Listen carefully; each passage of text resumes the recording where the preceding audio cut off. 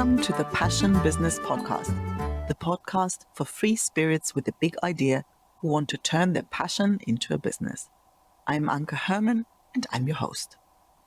My guest today started out as a low-paid hairdresser trying to support her two little girls. So she decided to do whatever it took to create her own business. After much blood, sweat, and tears, she went on to create not one, but two $10 million companies. Her core genius is the ability to simplify complicated issues by creating simple, proven systems that are guaranteed to create dramatic growth. She's helped over 100,000 entrepreneurs increase their revenues by more than 3,000%. And she recently published her latest book, Power Your Profits, where she shares growth and system strategies that will take your business from $10,000 to $10 million in revenue. Welcome, Susie Carder. Hello and welcome, Susie. I'm delighted to have you here. Where in the lovely world are you? Well, today I'm in San Diego. I'm staying at an Airbnb on the beach. Before that, I was in Vegas. Next week, I'm headed to San Francisco to go visit my daughter there. And so I'm kind of nomadic right now. My home base is Oregon, so I live in Oregon. And I'm in this stage where I'm traveling for fun, not just work anymore, just to be with my family and be with my close friends and work virtually, which is interesting, but amazing that we can, because of the profession we've chosen, be able to do that. So I'm loving it. Awesome. Like this girl gets around. Yeah. Awesome. So what's your business? Who do you help? How do you support people? What do you do these days? Yeah. So I am a profit coach.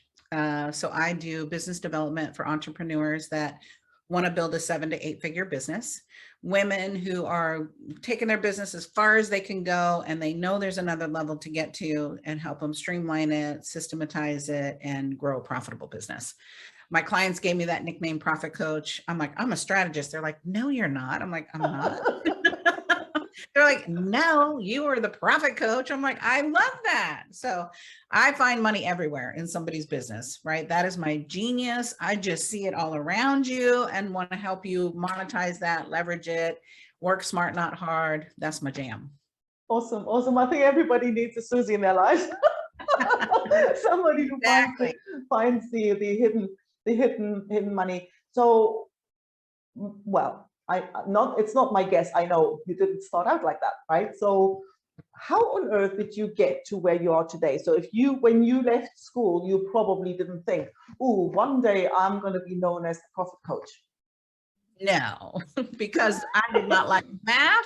In 10th grade, Mr. Syverson said, do not do anything that has to do with math. You're not good at it. And I'm like, I am so sorry, but who puts the alphabet in math? Like, you're going to confuse me more by putting some alphabet in with algebra. So my vocation, I grew up in a very large family. There was 9 kids, right? 11 of us. We had 1,200 square feet, 1 bathroom, 6 girls. It was Bobby, Ronnie, Stevie, Terry, Joni, Shelley, Susie, Kelly, Debbie. And my dad's goal was, when you're 18, get a job, get a husband, get out. That was it. So I got a job, right? I got out and then found my husband, right? But I'm very coachable. And so my vocation is, I started out as a hairdresser, and I got that husband, and I didn't know anything about picking a husband at all. And that I did not pick a winner chicken dinner. So I got divorced very early, right? So we were only married for 5 years, and I left that marriage with a 6-month-old and a 2-year-old.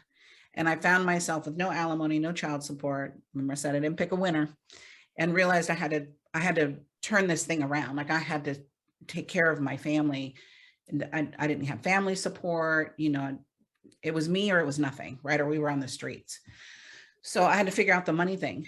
As a hairdresser, I did $250,000 a year, working 3 days a week. I bought a salon and spa. We did $1 million our first year. Wait. How on earth did you get from, I'm going to know how to bring my kids, to wait. Like, there was a bit of a jump there. And then I'm here. Girl, it was bloody knees, bloody elbows. I had to think back in the day. Look, I'm seasoned. And so you're talking about the 80s. There was no internet, right? There was no online learning. So I would go to the bookstore at night to figure out marketing, so how I could get more clients. And I would bring my kids, and my kids would go read their books, and I'd get my books, and I couldn't afford them. I couldn't afford to buy a $25 book, because buying a $25 book or feeding my children, that was, choose. So I would get the book. If I loved the book, then I'd go to the used bookstore and buy it for 50 cents. Right. So I was starting to get really financially savvy, right? When you don't have a back door.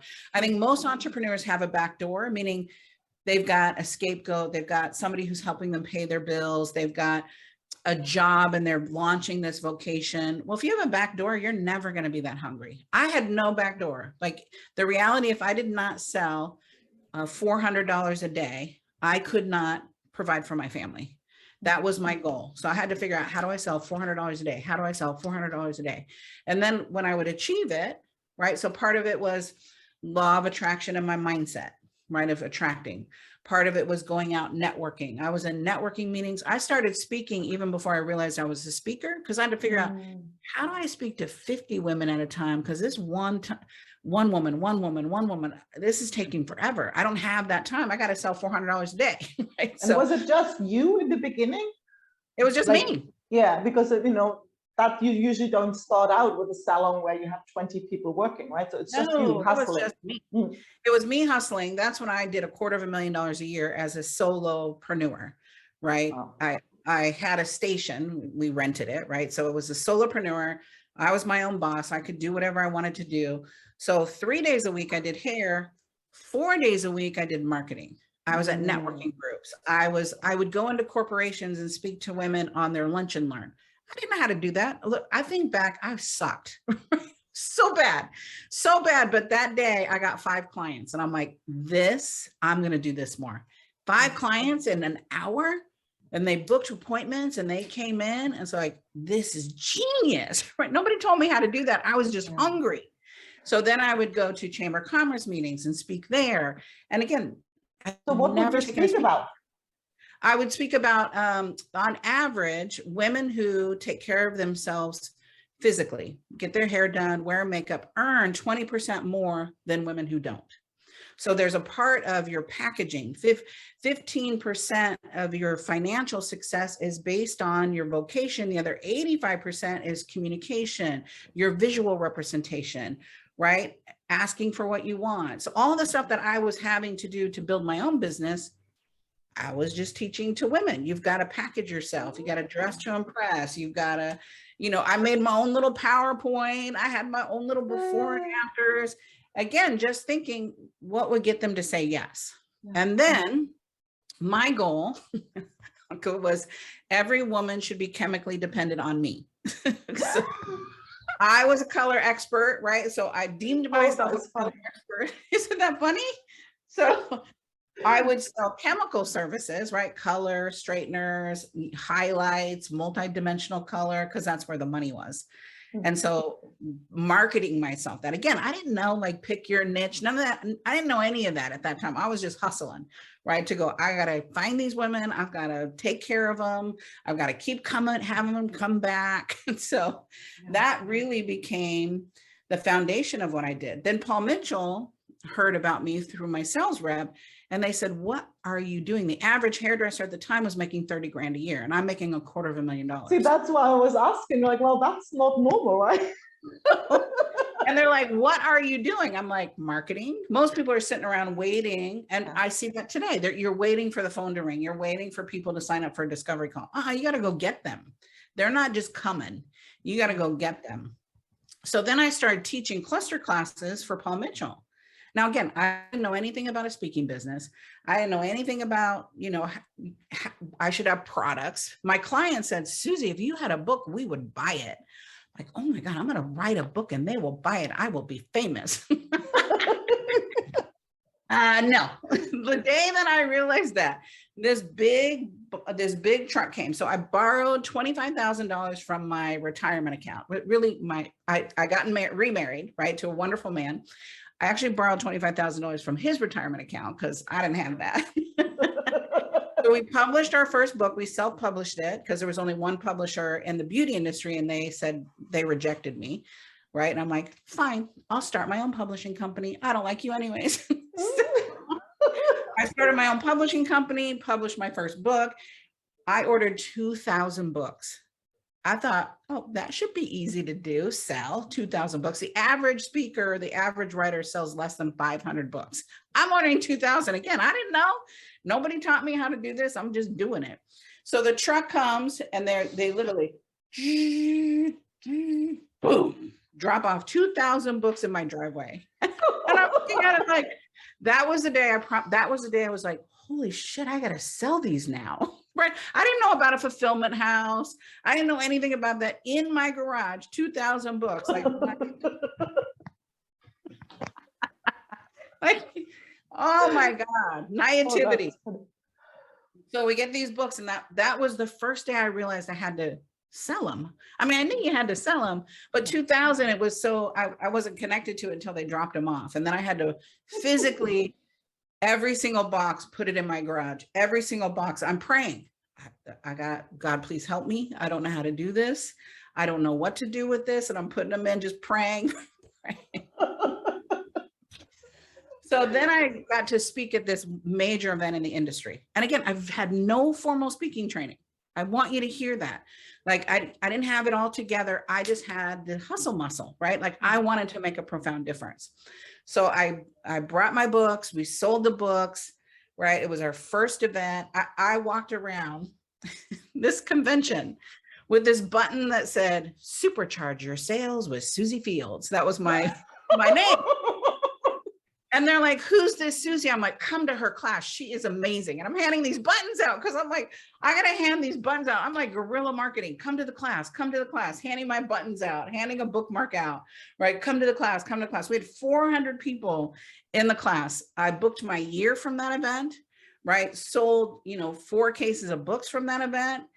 And then people read the book that night and they were finding me the next day going, Susie, this book is so great. I'm like, it is? You like it? Again, I didn't know.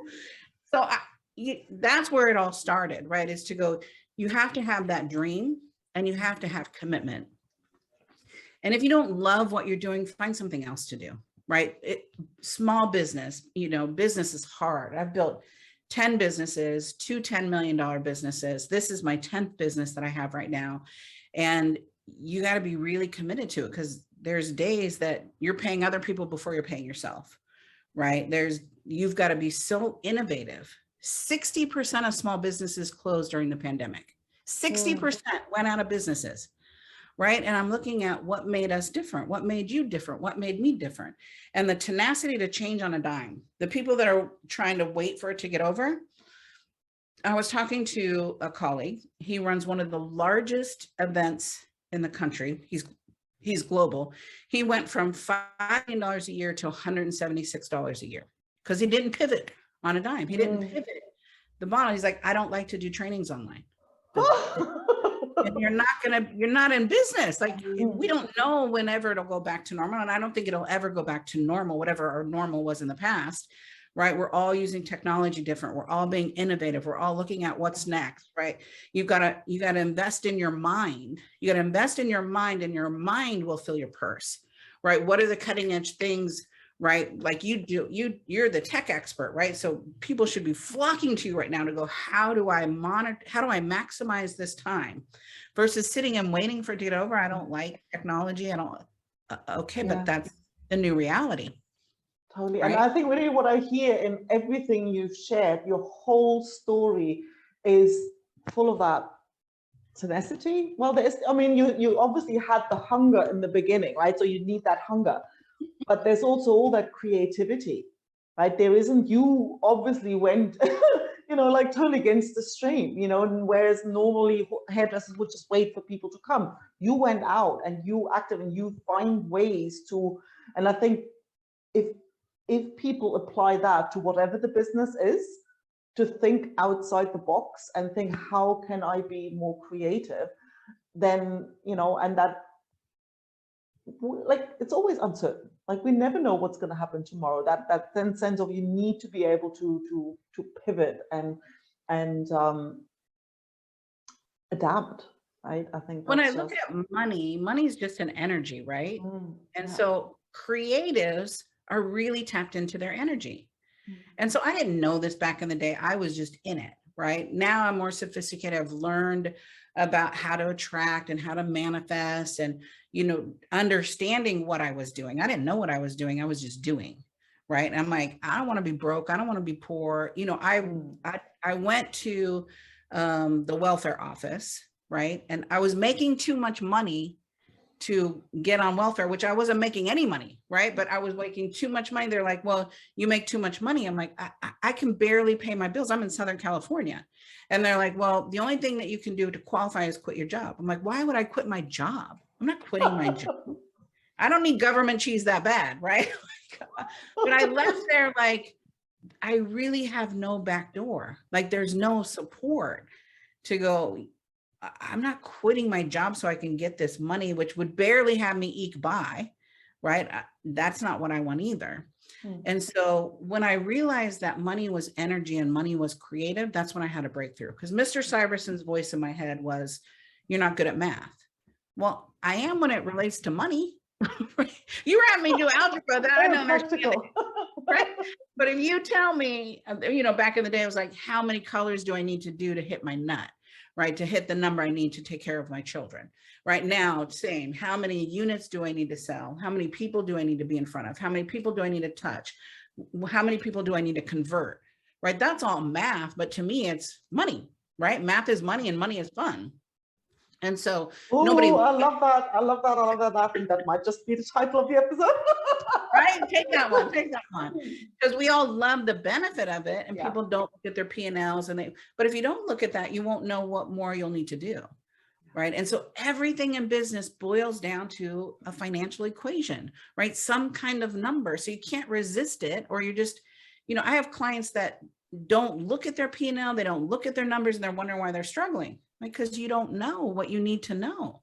Once you know, you can't unsee it. Once you know, I've got to sell this many units every single day. Like me, I had to do my $400 a day. I would just play a game. How am I going to get my $400? And if I had nothing on my books, I'm knocking on doors, right? If you have nothing on your books, pick up the phone, join a networking group, get online. We've got so many affiliate programs out there now. There's so much money around you, but you're letting your limitations stop you. Right? You're letting your, I don't know. I didn't know how to do half the shit I did, girl. Look, we had the largest training and development company. And what I saw, and you'll appreciate this, was people needed the information on demand. So in 2000, we created our first membership site. That first site in 2000 cost me $500,000 because there was no WordPress, there was no Kajabi, there was no ClickFunnels or Infusionsoft. We had to build it from scratch, right? There was no WePay. I didn't know anything about technology. And I'm like, $500,000, where am I going to get that? I didn't have that kind of cash flow. I'm like, I'll go raise money. So I found this organization. I learned how to raise money, right? I learned how to have the conversations of raising money. I learned about the SEC. I learned about our private placement memorandums. I learned so much. Now, it took me 4 years to really master the conversation. I kept going back because it was like Greek. They're saying stuff. Literally, I would try to open my eyes wider, like that was going to help me understand. And then we raised $1.1 million from investors from learning the system of raising money. And so I think people just get stopped in their limitation, or I don't have this, or I don't have that. Go get it. It's right at our fingertips now. There's never been a time where are you in the world? You're overseas. I'm in Spain. Spain, right? So in 2000, unless we were in the same country, there's no way, like some event, old school. Now I'm like, okay, I can talk to you, and you're in Spain and I'm in California, and it's, we truly have a global economy. So if you don't know, go get the answer, right? Benjamin Franklin said, take the coins from your purse, invest them in your mind, and your mind will fill your purse overflowing. So education, like I don't have a formal education, but I have an education. Like I have spent millions of dollars on my education, right? I don't have a piece of paper that says I did that, but I have the results in my business. And so you have to look at, especially in this economy, what can I learn and what can I implement, right? To me, I would take a class and implement it the next day. I would read a book and implement it the next day, right? To go, I need new clients. I'm going to put a referral program together. I need, you know, whatever I needed. Then I did that. I just love it because I think, you know, have you always been somebody who doesn't overthink? Because that's what I'm hearing. Like, you don't overthink. You just have an idea, you go find the information and you bloody do it. And you don't mind not being good at it right from the start. So you're, and I think that's crucial. Like, that's everything, to be okay to not be good at something right from the beginning, and to be, you know, have a go anyway and learn what you need to learn. Have you ever, like, is that something that you've always had, or? I've always had it. I've always just went, you know, and the blessing in being in a big family is we didn't have allowance. I didn't even know allowance was real, right? I didn't, my girlfriend said, I just got cut off. Like, we're in our 20s. Cut off from what? Yeah, I'm like, cut off from what? She's like, my parents are not paying my rent. They're not paying my car payment. They're not paying my insurance. What am I going to do? I'm like, your parents paid for that? She's like, yeah, they did. I'm like, well, you consider yourself lucky, because my parents stopped paying for anything at 12. You wanted something, you went and got a job, right? So I've always worked, you know, from 12 years old, cleaning houses, babysitting, right? Mowing lawns, washing windows, whatever it took. Because if I wanted anything, and then with 6 girls, I wanted my own underwear, right? So yeah. it was simple. I just want my own underwear, right? My own clothes. I don't want to share I don't want to share clothes. So at a young age, right, I just figured out how to work, and I had to be creative, right? Because we weren't in a wealthy community. We're an impoverished community. So it's not like you had a lot of money around you. And I didn't know enough to go outside of my community and go to a different community. And neither did my parents, right? My parents were blue collar workers. Nobody's an entrepreneur, but we're all entrepreneurs because my dad made us. You want something, go earn money. You can have whatever you want. Just go earn it. Oh, okay, I can have whatever I want. I'm going to go earn it. So as a kid, it was hard, but as an adult, it's such a blessing. It's gold. Yeah, totally. Yeah, that, I mean, that's fascinating. I think that's something that so often stops people that think of, like, oh, you know, I don't have support and I can't do, and that whole, well, what if I don't get it right? Well, of course you won't get it right the first time around, right? You know, just right. You know, because you have to take that first step to even have a chance of getting it right. Yes. So that's incredible. Yeah. So how many times have you pivoted industry? So I was in the beauty industry, went into the training company, then owned a technology company, owned a publishing company, and then started coaching entrepreneurs. And so that was really, I've been coaching entrepreneurs since 2002, right? From outside of the beauty industry. And how I got into that industry is you would come up to me at an event, because I was teaching at this millionaires forum, but I was teaching systems. And they're like, will you coach me? I'm like, I know nothing about your business. I just know about this industry. And they're like, we don't care. We want you as our coach. I'm like, let me repeat myself. I don't know anything about your business. They're like, we don't care. We want you. You know enough about business. So here was my strategy. I'm like, I'm going to charge them double. Then they're not going to want me. I'll charge them double. And they're like, yes. And they signed the contract. And I'm like, shit, I got to figure out how to work this business, right? From attorneys to doctors to graphic designers to automobile companies to hardware companies. It was such a huge learning. But what I realized was business is business is business. There's some, you know, cost of goods, there's percentages of profits, there's percentage of gross profit, there's industry standards in every industry. So once I figured that out, I would just go online. What are the industry standards? And I've always started with the money. The money is the blueprint. How much money do you want to make?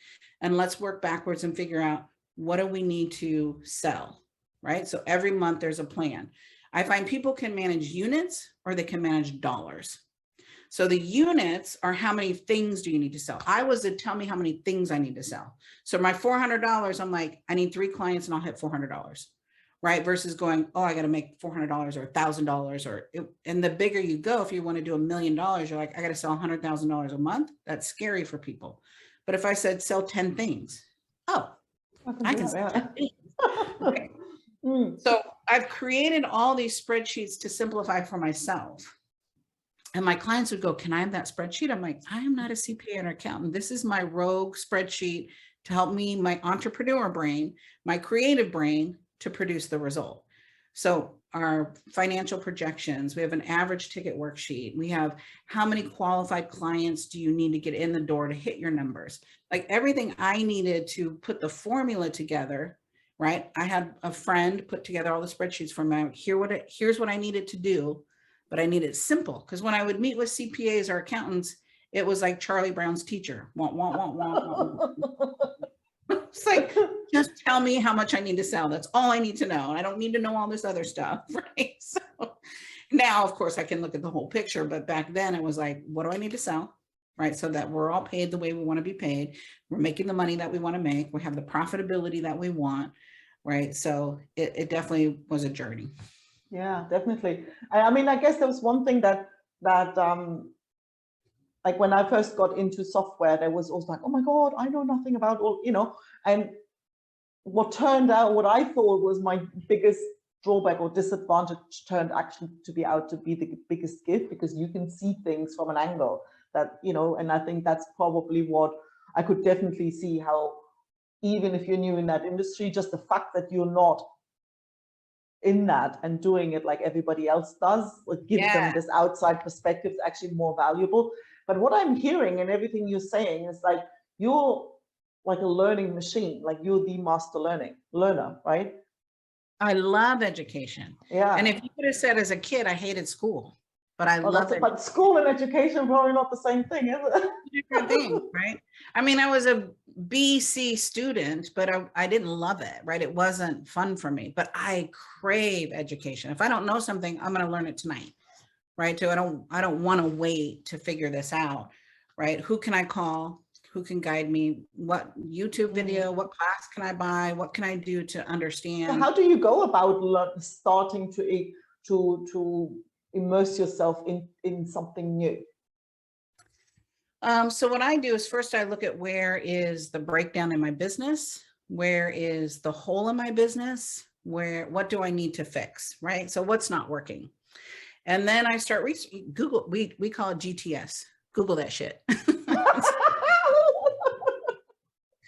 And so I'll start Googling, I'll download the free downloads, I consume that, and then I find someone that really resonates with my message, right? To go, they have integrity, they're really committed to the result, they're committed to their student, right? Because there's people who are selling stuff and there's people who are committed to your growth, right? And there's a lot of charlatans in our business. You know that. There's a lot of people that say they can do stuff versus people who can do stuff. And so I do my due diligence to find, are they a right connection for me, right? Are they the kind of teacher I need, right? That can really help me implement it. And then I'll sign up for their program. Now I'll sign up for their program, their lower end program, and then build my way up to go, is this the right coach for me, for my team, so that we can have the result that we want? You know, and I've spent hundreds of thousands of dollars wrong, right? But that also, as an educator, taught me, what do I need to do with my programs, right? For our ideal avatar, right? Our ideal client. How do I make it easier? How do I get them to do the work, right? Because there's the statistic, 90% of people that buy online programs never finish them. Well, I don't want that to be the case with our program. So what are the stickiness that we put in place? So even though I spent money wrong, I still learned a lot in it, right? I didn't waste that money. I took it to my own business and went, here's what I don't want, because here's what I want. And so I wish I didn't spend that money, but you know, I learned a lot. I think that's the best way that you can look at it. And I've been in relationships where I found in the middle of it, it's the wrong money, right? And asked for a refund, spoke up for myself, and they never like it because they're the expert. I'm like, I'm sorry, what you promised and what I'm getting are two different things. And I want to end the financial suffering and end the suffering for both of us, right? It's not worth it. Like being able to say, here's what I need. And if the educator is not willing to provide that for you, it's not the right educator for you, or the consultant or the coach, whatever we want to call them, right? Yeah. That Especially in the sense. online world and the online marketing world, do your due diligence. Do your due diligence. But I think I'm also hearing that willingness to get it wrong, like to take the lesson from that, because I think a lot of people overthink like anything, because like, oh my God, if I'd rather do nothing than doing the wrong thing. But then you can't know until you actually in it. You won't, just like you said, until you actually in the program, you often have no way of knowing whether it's right or not. So, you know, you have to take the step, you know, if you don't know. Yes. Yeah, and I think you're the master of doing that. So what's on your learning list? What's coming up? What have you got planned? What's in the pipeline? Where's Susie headed now? So right now I'm really looking at leveraging my current business, right? And I've done every model possible. This is my 10th business, right? So we're licensing our program so other facilitators can teach our program, because we've got some amazing teachers in the world, but they don't have the data, content, or experience behind them. So they're leveraging my data, my content, my experience, and they're phenomenal leaders, and they have their own organization. And so, you know, we've got one licensee now, and working with her and working out all the kinks and the bugs and how do I make her win, right? So she'll have $1 million launch year because she's using all my technology, versus herself, she would struggle for years because she doesn't know what she doesn't know. So again, I want to make the biggest impact in small businesses, the biggest impact in the world, and I can't do it alone. So it's finding those other leaders that want to do what I do, right? But they don't have to go through that huge learning curve or all the financial mistakes, you know, spending all the bad money wrong. If I just do this, you get this. So that's our learning right now, which is very exciting. And so I have another company that I've just bought shares in, doing a whole turnaround situation with that company. So again, that leadership company will buy. So we're doing these relationships that are owning multiple businesses without owning the whole business. And you get to do your genius and I get to do my genius. So it really takes coaching to a whole nother level, because you're building these businesses and then they're off and running, and you're like, but they are off and running because of the technology I brought in the background. So how do I create those strategic partnerships so that we win together? I mean, I've had clients for 20 years, right? And imagine if I would have been a piece of each one of those businesses for 20 years versus just, you know, pay for hire, right? So it's looking at our model in a completely different way, monetizing and also making a bigger impact and a bigger difference. That's wonderful. Yeah, that makes perfect sense. Yeah, I love that. So where can people go and find out more about you? Where can they connect with you? What's the best place? Absolutely. So my name, Susie Carder, and that's C-A-R-D as in dollar or dinero, E-R. Love it. Find me on all my social media is my name. Our website is my name. So it's Susie, S-U-S-I-E, you know, if you're just listening to this, and then Carder, C-A-R-D-E-R. Again, dollar and dinero. Nobody will ever forget that. Well, that's wonderful. I'm going to giggle about that every time I see your name now. So thank you so much. There was so much gold in this episode. I'm so glad you had the time, made the time to come and join me today. Thank you. And I really look forward to following, you know, what's coming up for you. Yeah, thank you. And I thank you so much for being such a leader and being willing to host, you know, people together like myself to be able to make a bigger difference. I'm proud of you and I love working with you. You're an amazing gift. Thank you so much. See you soon. Thanks so much for listening. If you enjoyed the episode, please subscribe and leave a review to help others find it. If you are a coach, speaker, or author, a passionate big picture thinker with a vision, and you want to build an online business to reach and impact more people, go to passionbusinesspodcast.com and download a free copy of my book, Taming the Tech Monster, and join my free community, Don't Just Learn, Create, Business Building for Mavericks, to connect with others on the same path. That's passionbusinesspodcast.com. I'll speak to you soon.